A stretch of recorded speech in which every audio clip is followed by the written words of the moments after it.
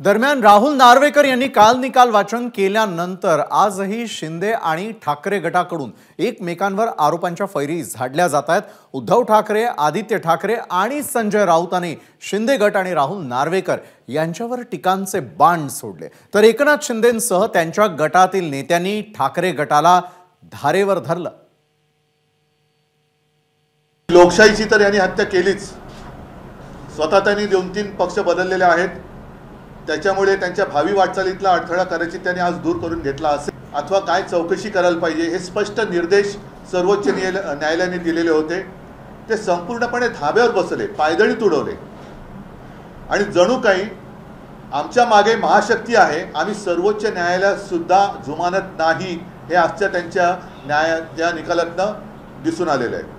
महाराष्ट्र विधानसभेच्या डिस्क्वालिफिकेशन संदर्भातले जे 1986 चे नियम आहेत, त्याचबरोबर शेड्यूल 10 मधल्या जे कॉन्स्टिट्यूशनल तरतुदी आहेत, प्रोव्हिजन्स आहेत आणि सुप्रीम कोर्टने दिलेल्या गाईडलाईन्स आहेत, या सर्वांचं योग्य इंटरप्रिटेशन करून घेतलेला हा निर्णय आहे। त्यामुळे हा निर्णय एक शाश्वत आणि सस्टेनेबल निर्णय आहे असं माझं मत आहे। त्यांनी जो निर्णय दिला की ही शिवसेना कोणाची आज महाराष्ट्रातला लहान मूल सुद्धा सांगू शकतं, एवढे स्पष्ट स्वच्छ आहे। पण निवडणूक आयोगाचा निर्णय जो मुळामध्ये चुकीचा आहे आणि जो सर्वोच्च न्यायालयामध्ये आम्ही त्याला आव्हान दिलेलं आहे, तोच त्यांनी ग्राह्य धरला।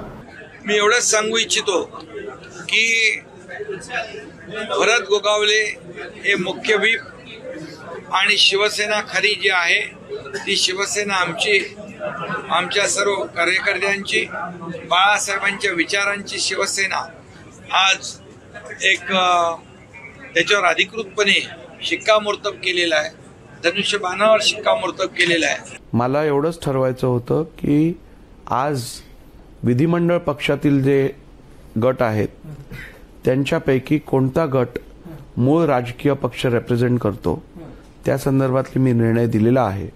अर्थातच एका पक्षात 2 व्हीप होऊ शकत नाहीत, त्यामुळे ज्यांना व्हीप रेकग्नाइज केलाय त्यांचा व्हीप त्या गटातल्या सर्व आमदारांना मान्य करायला लागेल। महत्त्वाचा प्रश्न असा आहे की त्याने अपात्र कोणालाच केलेलं नाहीये। मूळ केस ही अपात्रतेची होती, अपात्र कोणालाच ठरवलं नाही। म्हणजे जर आमची घटना ही तुम्ही ग्राह्य धरत नसाल, मग तुम्ही आम्हाला अपात्र का नाही केलं? आणि त्याही पलीकडे जाऊन त्यांनी जो निर्णय दिला की ही शिवसेना कोणाची आज महाराष्ट्रातला लहान मूल सुद्धा सांगू शकतं, एवढे स्पष्ट स्वच्छ आहे।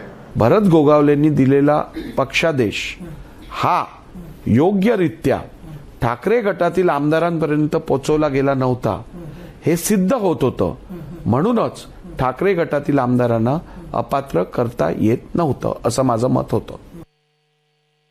पण निवडणूक आयोगाचा निर्णय जो मुळामध्ये चुकीचा आहे आणि जो सर्वोच्च न्यायालयामध्ये आम्ही त्याला आव्हान दिलेलं आहे, तोच त्यांनी ग्राह्य धरला।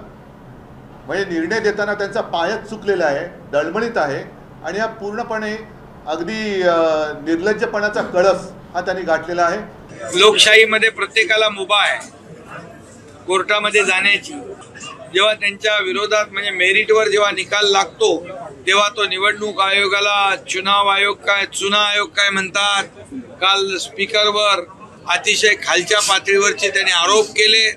सुप्रीम कोर्टाला देखील सल्ले देण्याचं काम या मंडळींनी केलेलं आहे।